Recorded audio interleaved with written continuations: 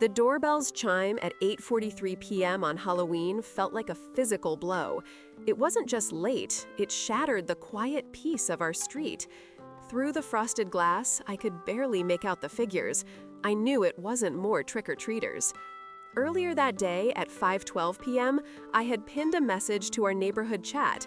"Remember, neighbors," I wrote, 6 to 9 p.m. for treats. No pranks, just smiles. It was a polite reminder, a small effort to keep things orderly. But Mark and Sarah, my own kids, had different plans. Their desire to get back at the Petersons for the Great Pumpkin incident last year had twisted into something bad. They put magic dust in the Petersons' candy. They knew about little Timmy Peterson's severe nut allergy. They'd seen the bright red nut-free home sign on the Petersons' door. They simply didn't care. The next morning, the local news banner scrolled across the screen, "Peterson child hospitalized after Halloween incident." My stomach dropped, fast and hard. I confronted Mark before school. His eyes, usually a dull green, were wide. They showed a fake innocence. "It was just a harmless prank, Mom," he insisted, "a little glitter." His voice was thin and shaky. The glitter in his eyes, though, was fear, not playfulness. He started to explain what happened last night. His voice was hushed. "We just wanted to get them back for, smashing our pumpkin last year. It was Sarah's idea, honestly." He looked away, fiddling with the strap of his backpack. That evening, the neighborhood association meeting felt like a battle. Mrs. Peterson, her face tired and pale, spoke to everyone. "We always make it clear," she said, "always. And for someone to deliberately ignore that, it's unforgivable." Her words cut through the room, exposing the cracks in our close-knit community. Mr. Henderson, who usually defended kids, stayed unusually quiet. I felt like everyone was looking at me, even though nobody knew the truth yet. The air felt thick with unspoken accusations. I kept my eyes on the ceiling's peeling paint. My heart pounded against my ribs. Later, Sarah, who was usually so calm, broke down. She had been restless all day, snapping at Mark, picking at her food.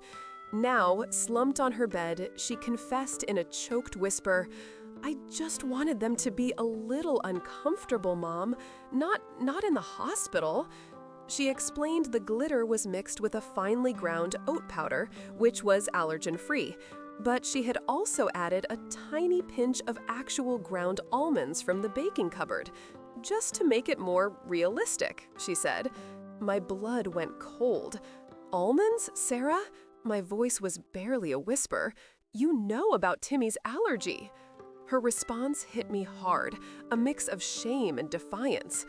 "I thought it was just peanuts. I didn't think almonds counted as a nut for allergies." The police knocked on our door 2 days later. Officer Ramirez, a familiar face from community events, spoke with calm professionalism. "We're investigating a complaint regarding the Halloween candy distributed at your residence, particularly to the Peterson household." My carefully built wall of denial began to crumble. I saw Mark and Sarah exchange a terrified glance. The Petersons, I learned, had submitted the candy for testing. The results were back. The officer mentioned traces of tree nuts. This was it. I had a choice. I could protect my children by continuing to pretend I knew nothing, or I could tell the truth, no matter the devastating cost to my family and our standing in this community. The words due process and institutional trust echoed in my mind, challenging my instinct to protect my kids. The cost of silence, I knew, might be far greater than any immediate pain. The weight of the decision pressed down on me. I looked at Mark and Sarah, their faces pale and scared. They watched me, waiting. The officer stood patiently. The hum of the refrigerator filled the silence. I took a deep breath, the air catching in my throat. "Officer," I began, my voice shaky but clear, "I need to tell you what happened." The confession was slow, painful. I watched the officer write notes, his pen scratching against the paper. Mark and Sarah sat quietly, their eyes fixed on the floor.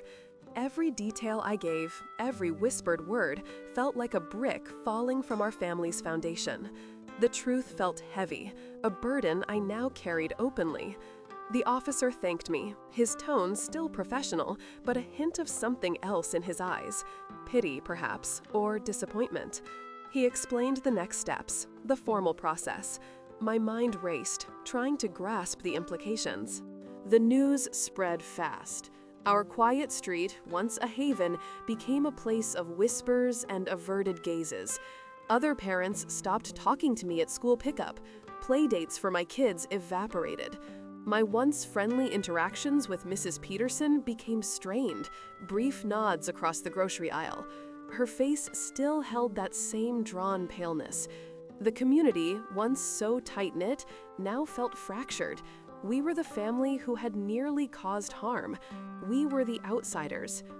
Mark and Sarah struggled too. They faced cold shoulders at school. Mark retreated to his room, his usual boisterous energy replaced by a quiet sadness.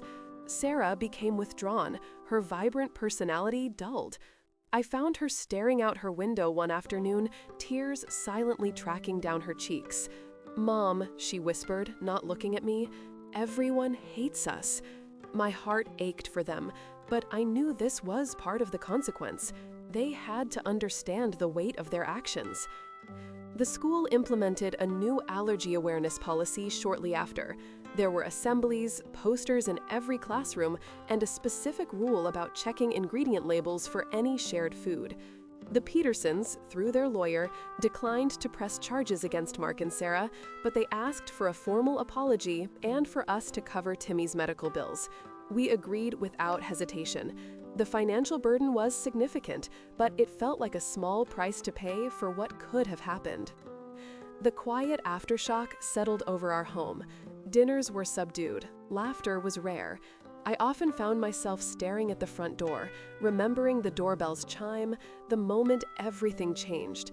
The incident had ripped through our family, exposing weaknesses, forcing us to confront a harsh reality. We were left to rebuild, one slow, careful step at a time. The bonds had stretched, but they hadn't broken. Not yet. Update 1. Timmy Peterson recovered fully, a testament to the quick actions of his parents. The school's new allergy policy has been well received, creating a safer environment for all students. Update 2. Mark and Sarah have started volunteering at a local food bank, helping organize donations and learning about community needs. They are slowly, painfully, learning what true responsibility means. The silence in our living room was deafening. My children looked at me. Their faces mirrored my own fear. "We have to tell the truth," I said, my voice hoarse. "No more lies." This decision felt like tearing out my own heart. The weeks that followed blurred into a painful memory. There were police interviews. I gave tearful apologies to the Petersons. School counselors held uncomfortable conversations with my kids. Sarah, full of remorse, confessed everything. She explained her misguided understanding of nut allergies. Her genuine contrition helped the Petersons. They were heartbroken, but they saw her actions as a grave mistake. They understood it wasn't pure malice. "We just want them to learn," Mrs. Peterson had said, her voice still shaky. "Timmy could have died." They agreed not to press charges for assault. Instead, they asked for community service. They also wanted a restorative justice program for both children. This felt like a small mercy. The cost to our family, however, was immense. Our reputation in the neighborhood was in tatters. Whispers followed us in the grocery store aisles. Playdates dwindled to nothing. Our phones stopped ringing. Mark and Sarah lost friends. They gained something more profound, though. It was a painful education in empathy and responsibility. They spent their Saturdays at the local food bank. They sorted donations. They served meals. This work directly confronted the impact of carelessness. I saw them listening to stories of struggle. They started to understand a wider world. "Mom," Mark said one Saturday, "this feels different than just an apology." "It should," I told him. "Actions have consequences, and actions can also help." I, too, faced consequences. The neighborhood association asked for my resignation. I was a founding member. It's for the best, isn't it? Mr. Davies, the association president, had asked me gently. I nodded, understanding the need for the community to heal. That healing couldn't fully begin with me in a leadership role. I felt a weight lift, strangely. I had owned my part in the silence. The once vibrant trick-or-treat sign now hung in our garage. It was a constant, somber reminder of a night gone terribly wrong. I would catch myself staring at it. It was a symbol of our shattered innocence. The neighborhood's trust had been broken. We had to earn it back, slowly. We walked this long road together. We were scarred but resolute. We moved towards rebuilding trust and understanding. Sometimes, the hardest truths are the only path to true reconciliation. Our family changed. We learned to communicate openly. We talked about mistakes. We talked about feelings. It was hard. It was necessary. The most public payoff came during the next Halloween. The school organized a safe snack drive. Parents donated allergen-free candies. Mark and Sarah volunteered. They helped hand out flyers to homes. They checked labels. They even made a small presentation to their class about why it mattered. Mr. Peterson stopped me in the school hall. "They're really trying," he said. He gave a small, genuine smile. It was the first one I'd seen from him in months. The quiet aftershock continued in our home. One evening, Sarah came into the kitchen. I was doing dishes. She picked up a small bowl of mixed nuts. "I still feel bad, Mom," she said. She put the bowl down. "I remember the smell in Timmy's house, the ambulance." I put my arm around her. "It's okay to remember," I said. "Just remember what you learned, too." We sat in silence for a few minutes. The hum of the dishwasher filled the space. It wasn't the silence of avoidance anymore. It was the silence of shared understanding. The Safe Snack program became a permanent fixture at the school. Mark and Sarah's involvement helped normalize allergy awareness.